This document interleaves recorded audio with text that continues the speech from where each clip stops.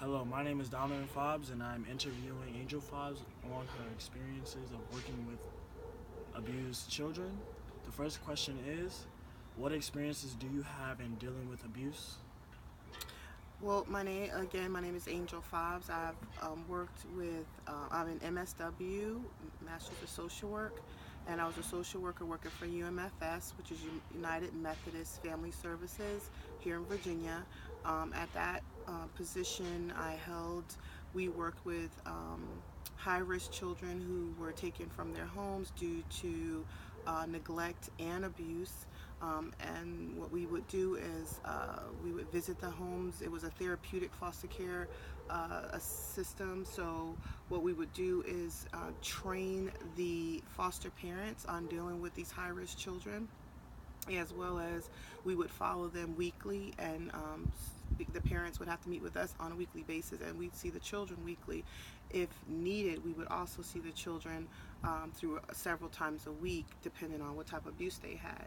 Abuse comes in two forms. Either you're going to be abused as an act of someone doing something to you, or something that's not being done, meaning neglect. So a lot of times children weren't being fed, they were going to school, they were hungry, they hadn't had any rest all night.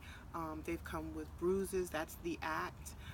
Children have been sexually abused. So in that form, we would deal with the getting them placed in a safe placement, as well as working with the families who are receiving those children to make sure that they were at the therapeutic level that these children were going to need.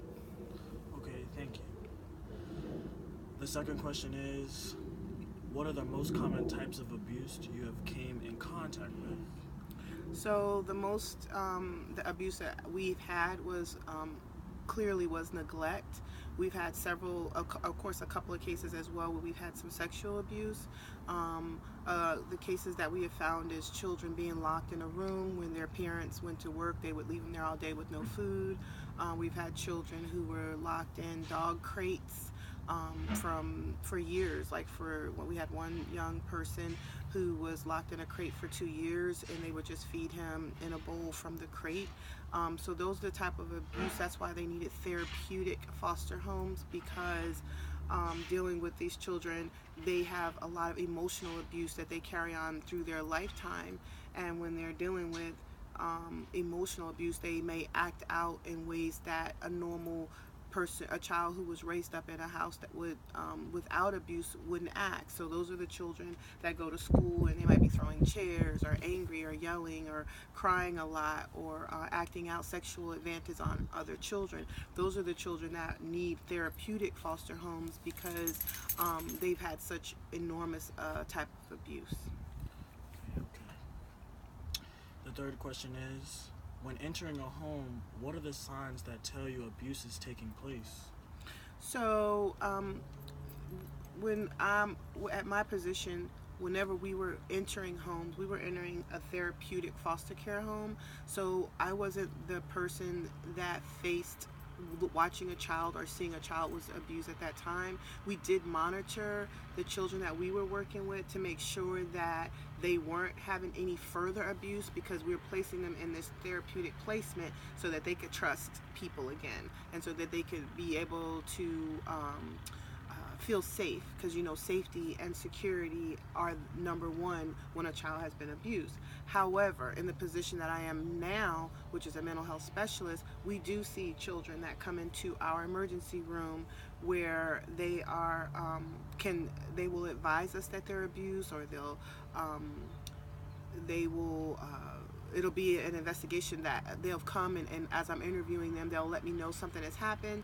And at that time, we call Child Protective Services, and we put in what we call a CPS report, which we call them immediately at that moment and let them know that this child is saying that something has happened in this home, or that they've been neglected or are beaten. We'll see scars on their body, and at that time they'll come out to the hospital and do an investigation at that time. Okay, thank you, thank you. What are the signs that tell you a child is being sexually abused? So, if a child has been sexually abused, number one thing that I have seen is that a child will act out sexual advances on other youth their age.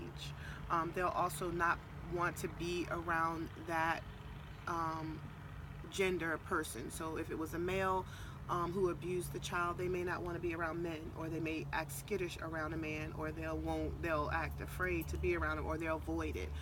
It's same which if they were to not want to be around a woman, it would be the same that they would act weird or act different around them. So that's another factor. If you know a child on a regular basis that you've seen for, as if we've seen them in the foster care system, and I go every week and I do my own assessment on them on a weekly basis. If they start acting different, not talking, if I talk to them and they're in the way that they conversate is different, or if they are showing different signs to me, if their personality is different, that is a sign right there that some type of investigation needs to be done, or maybe that placement is not appropriate for that child, and that child may need to be moved from the home.